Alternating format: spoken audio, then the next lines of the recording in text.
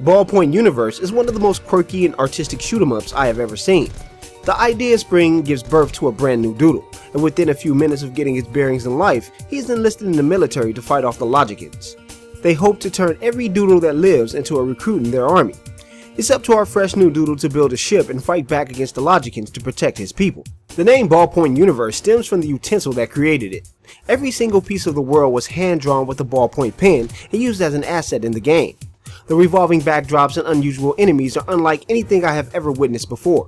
It's a completely unique design that works perfectly in a shooter. The sound design isn't as varied, but the electronic beat to do offers some head-bobbing moments.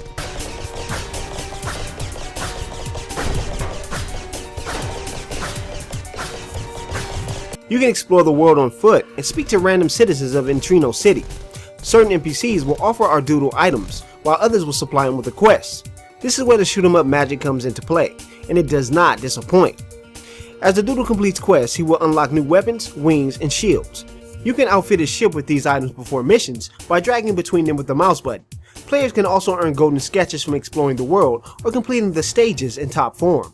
As a shoot 'em up, Ballpoint is a bit different in terms of scoring. Killing enemies does not matter much, but dying will lower your chance at getting golden sketches and better items. That's not to say that you can just fly around avoiding enemies, as certain areas will require the death of a boss to complete it. Ballpoint remedies the high score conundrum by placing the player against floating enemy mazes accompanied by a hailstorm of bullets from all directions. It's difficult to stay alive, and that's what makes Ballpoint an enjoyable shmup. Best of all, if one of the areas is too difficult, you can just continue on to the next one and come back later. There are a few problems with Ballpoint, and it's mostly that it doesn't have controller support. My hands began to cramp up within an hour or so of dodging enemies and bullets. The other problem lies in the enemy output of certain stages. There are places where foes will just stop showing up on screen, and all you're left with is scrolling backdrop and music. Regardless of those small fumbles, Ballpoint Universe receives a B from Geek Citadel. If you are into shoot 'em ups, go out and grab this $5 shmup right now from Desera. In space, no one can hear you ripped to pieces by rogue robots. The crew of a decommissioned war vessel christened the Titan Hauler are systematically slaughtered while hauling toxic waste. In classic Aliens fashion, one man awakens from cryogenic sleep and finds himself in hostile territory. He meets a helpful robot named Mother, who informs him that the ship's artificial intelligence has taken over the Titan and wishes to use it to destroy the Earth. As Sam McRae, the last survivor of the ship, it's in your hands to find this AI and put it down. The story for Bad Bots is a simple one, and it's relatively easy to figure out what's going on in the first 5 minutes. Everything is bare bones in the audio department as well. No voiceover, music only appears during boss battles, and ambient noise is non-existent. It does have a bright color palette, but the enemies' environments retread themselves much too often. The cutscenes have a nice hand-drawn look to them, but nothing stands out in particular. The gameplay is generic, and I somehow managed to fall asleep in my chair while playing it. Sam can fire in a 360-degree pattern at enemies. The robots spend most of their time hiding behind boxes and standing on scaffolding shooting through walls and floors. Sam can't really avoid gunfire or react fast enough with his weapons to outmatch them. He'll just have to run into a slew of bullets and take them in the chest so that he can jump over a wall and melee them or hit them with a shotgun. On the other hand, the AI is as stupid as can be. This is evident in the way too easy boss battles or the quarantine sections of the title. Sam can stand at the edge of a room and pick off enemies as they enter the screen. Once those enemies are defeated, he can move forward to trigger them again before repeating his strategy. The controls are also extremely cumbersome. The W key is the jump button instead of the spacebar. I thought this would be something easy to solve with the controller, but to add to my dismay, the jump button is up on the D-pad. After a couple levels, this game expects you to platform like Metroid while aiming and shooting at people with the mouse or analog stick. However, I don't think anyone explained that jumping with up is the worst possible way to do this. The shameful part is that there is no way to change this in the keyboard configuration, so you're stuck with the broken way of doing things. You know, I'm starting to remember why I was able to fall asleep on this title. Bad Bots is a basic side-scroller that doesn't do anything special.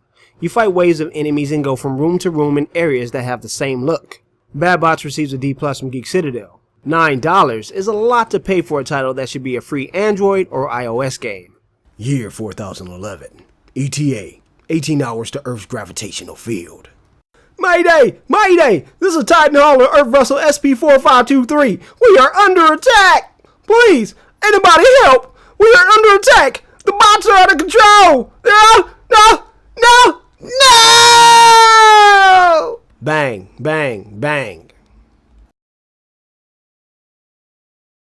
In transmission. You're welcome, bad bots. That's how easy it is to do some voiceover, even if it's lame. Just do some voiceover. Dragon's Lair, the fantasy adventure where you become a valiant knight on a quest to rescue the fair princess from the clutches of an evil dragon. In Dragon's Lair, you take control of Dirk the Daring. This valiant knight must delve into the depths of a castle to save the vivacious princess Daphne. Prepare to battle through room after room, facing off against all manners of traps and beasties out to stop Dirk from reaching his goal. He's in it for lust, riches, and fame. And what more does a man need to dive headlong into danger?